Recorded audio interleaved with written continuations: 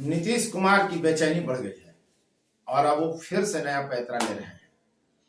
Pressure politics के महारथी हैं नीतीश कुमार और फिर से इंडी गठबंधन को, खासकर कांग्रेस को दबाव में लाने के लिए वे प्रेशर पॉलिटिक्स शुरू कर चुके हैं।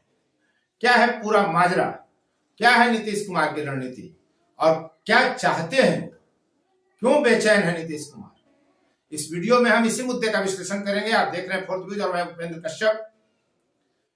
पॉलिटिक्स बेबाक, बारीक और तटस्थ विश्लेषण का यह मंच है। नीतीश कुमार प्रेशर पॉलिटिक्स के महाज्ञाता, महाज्ञानी, पंडित, पुरोधा, विशेषज्ञ माने जाते हैं। हम किस्सा बताएंगे उनके प्रेशर पॉलिटिक्स का। लेकिन आपको याद होगा कि जब पटना में INDIA गठबंधन की बैठक हुई थी तो उसमें इनके प्रेशर पॉलिटिक्स का ही नतीजा था कि अरविंद केजरीवाल और ममता बनर्जी जो कांग्रेस की विरोधी हैं, इस बैठक में आए थे। दरअसल नीतीश कुमार ने जो ब्रह्मास्त्र चलाया था बिहार में, अपनी राजनीति में स्थापित होने को और मजबूत करने के लिए, उसकी हवा कांग्रेस ने निकाल दी है और इसलिए भी इनकी बेचैनी काफी बढ़ी हुई है। उनकी बेचैनी इस बात को लेकर है कि इंडी गठबंधन उनको तवज्जो नहीं दे रहा। जिस इंडी गठबंधन के सूत्रधार खुद नीतीश कुमार है और इस गठबंधन के वे संयोजक बनने की इच्छा पाले हुए हैं। संयोजक कहीं काम करते हैं, ये और बात है कि अभी तक उनको संयोजक नहीं बनाया गया।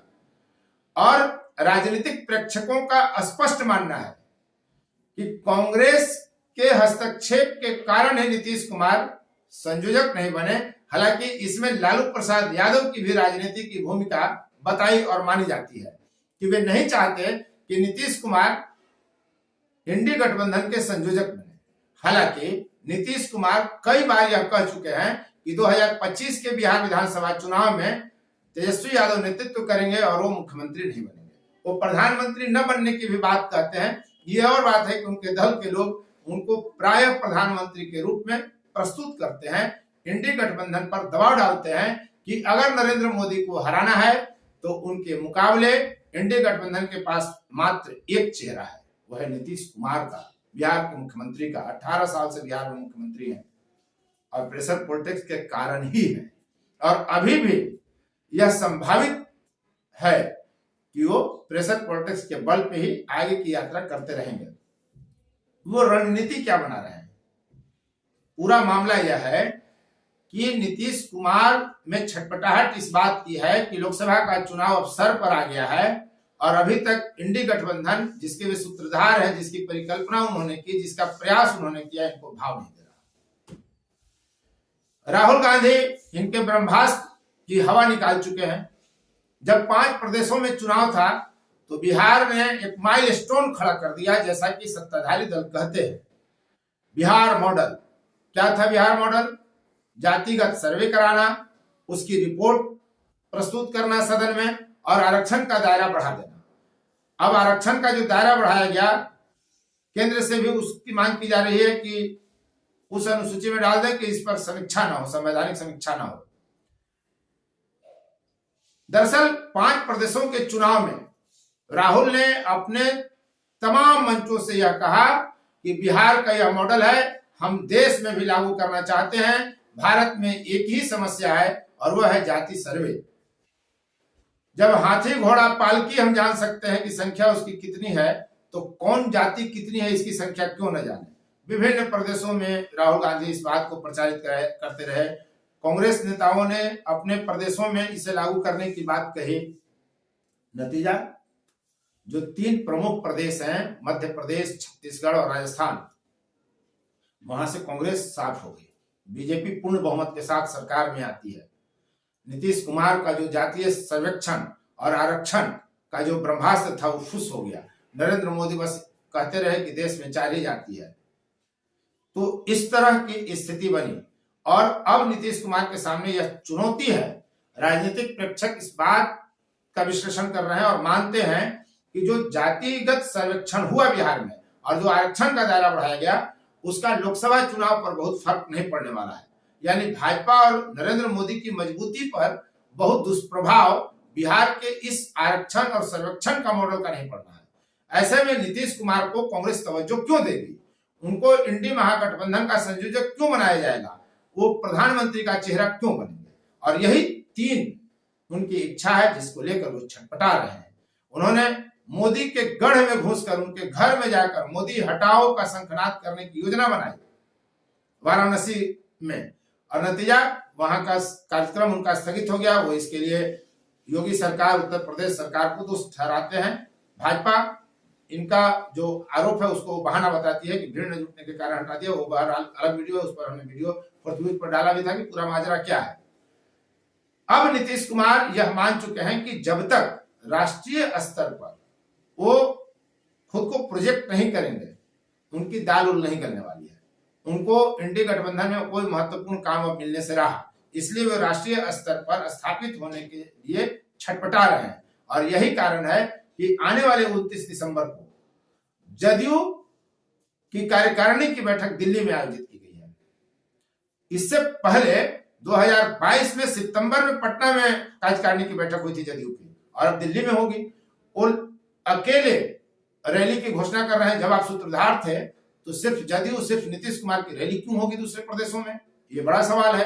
तो ये जो बेचैनी थी, जो छटपटाहट थी, उसी का यह नतीजा माना जा रहा है कि नीतीश कुमार नेशनल लेवल पर, राष्ट्रीय स्तर पर खुद को प्रोजेक्ट करने के लिए बेचैन है, ताकि इंडी गठबंधन उनको तवज्जो दे, उनको महत्वपूर्ण भूमिका दे। फेस बनने की चाहत तो है, पीएम फेस। ये और बात है कि खुद नहीं कह रहे कि हम पीएम बनना चाहते हैं, प्रधानमंत्री का चेहरा बनना चाहते हैं, प्रधानमंत्री का उम्मीदवार बनना चाहते हैं। याद करिए, नीतीश कुमार प्रेशर पॉलिटिक्स के कारण ही बिहार में 18 साल से मुख्यमंत्री बने हुए हैं, और आगे भी बने रह सकते हैं। इसकी संभावना सिर्फ उनके प्रेशर पॉलिटिक्स के कारण है, और ये दिखता है बड़े बड़े विज्ञापन अखबारों में जो छपता है उसमें देख लीजिए नीतीश कुमार का चेहरा है, बाकी कहीं दिखेगा नहीं। इनके बयान तेजस्वी यादव को मंच पर ही कह देते हैं कि याद करिए वो दौर, जंगल राज का वही याद दिलाते हैं, वही याद दिलाते हैं कि जो कुछ बिहार में हुआ उनके कार्यकाल में हुआ, राजद के कार्यकाल में तो कुछ हुआ नहीं। सत्ता में बने रहना, इसलिए राजद वाले नेता भी सब खामोश रहते हैं, तो वो प्रेशर पॉलिटिक्स हमेशा करते हैं। याद करिए 2014 का वो दिन जब नीतीश कुमार सामने आते हैं और नरेंद्र मोदी की खिलाफत करते हैं, जब भाजपा ने नरेंद्र मोदी को पीएम चेहरा के रूप में प्रस्तुत किया था, वो अलग हो जाते हैं, चुनाव लड़ते हैं। भाजपा बिहार में 22 लोकसभा सीट जीत जाती है और नीतीश कुमार 2 सीट पर समेट जाते हैं, जबकि वो हर मंच पे एक बात जरूर कहते थे कि अगर हमने काम किया है बिहार में, बिहार के बदलाव में मेरा योगदान है, तो हमको मजदूरी दीजिए। पारिश्रमिक की मांग कर रहे थे और 2 सीट पर सिमट गए थे। लेकिन प्रेशर पॉलिटिक्स देखिए कि जब 2019 का लोकसभा चुनाव होता है तो फिर महागठबंधन छोड़ के भाजपा के साथ आ जाते हैं, और यहाँ भाजपा को अपनी जीती हुई 5 सीट दे देनी पड़ती है नीतीश कुमार को। जदयू 17 सीटों पर चुनाव लड़ती है और 16 पर जीत जाती है। यह है प्रेशर पॉलिटिक्स। फिर जब 2020 में विधानसभा का चुनाव होता है तो भाजपा से करीब 1.5 दर्जन सीटें कम है जदयू का, और वो कोप भवन में नीतीश कुमार चले जाते हैं, कहते हैं कि हमको मुख्यमंत्री बनने की इच्छा अब नहीं है। भाजपा को सीटें अधिक है, सबसे बड़ी पार्टी है, वो अपना मुख्यमंत्री बना ले। लेकिन भाजपा अड़िग रही कि नहीं, नीतीश कुमार के नेतृत्व में बिहार में चुनाव लड़ा गया है, इसलिए मुख्यमंत्री वही बनेंगे, बनते हैं। उधर महागठबंधन उनको लपकने के लिए तैयार बैठी थी कि वो इधर आए तो सरकार बना ले। बाद में यही हुआ, जब भाजपा का प्रेशर वे नहीं सह सके, भाजपा पर वो लगातार प्रेशर देते रहे, उसी प्रेशर पॉलिटिक्स का नतीजा था कि संबंध में सुधार नहीं हुआ, और फिर महागठबंधन के साथ चले गए और फिर मुख्यमंत्री बन गए। अब वो शांति से मुख्यमंत्री बने रहे। इसी की प्रेशर पॉलिटिक्स के रणनीति के तहत नीतीश कुमार ये कह रहे हैं कि वो 2025 का चुनाव तेजस्वी के नेतृत्व में लड़ेंगे। क्या कोई भी व्यक्ति मुख्यमंत्री जैसा पद यूं ही छोड़ देता है? सत्ता के गलियारे में यह चर्चा है कि नीतीश कुमार मरते दम तक मुख्यमंत्री की कुर्सी नहीं छोड़ेंगे। यदि स्वास्थ्य बहुत बिगड़ गया तो बात अलग है, छोड़ना पड़ गया, मजबूरी होगी तो बात अलग है, अन्यथा कोई पद छोड़ना नहीं चाहता। तो ये नीतीश कुमार की प्रेशर पॉलिटिक्स है कि 2025 में विधानसभा का चुनाव तेजस्वी के नेतृत्व में लड़ेंगे। ये उनके प्रेशर पॉलिटिक्स का नतीजा है कि वो अकेले रैली का ऐलान कर रहे हैं। प्रेशर पॉलिटिक्स का ही नतीजा है कि 29 दिसंबर को जदयू की कार्यकारिणी की बैठक को दिल्ली में कर रहे हैं। सारी रणनीति इस बात पर है कि इंडी गठबंधन पर दबाव बनाया जाए, खासकर कांग्रेस पर, ताकि कांग्रेस मजबूर हो और इनको संयोजक तो बना ही दे, प्रधानमंत्री के रूप में भी, उसके चेहरे के रूप में भी इनको सामने लाए। लेकिन नीतीश कुमार को कांग्रेस कभी भी प्रधानमंत्री का चेहरा नहीं बनाकर प्रस्तुत करेगी, और क्यों नहीं करेगी यह देखने के लिए आप फोर्थ न्यूज पर जाएं, वहां आपको इस संबंध में वीडियो उपलब्ध है। आप देख रहे थे फोर्थ न्यूज, मैं उपेंद्र कश्यप। यदि अब तक आपने चैनल को सब्सक्राइब नहीं किया है तो चैनल को सब्सक्राइब कर लें, शेयर लाइक कमेंट जरूर करें। आपके सब्सक्राइब करने से मेरी ताकत बढ़ती है, और जब हम ताकतवर होंगे तो आपकी आवाज को भी ताकत बुलंदी के साथ उठाएंगे। धन्यवाद।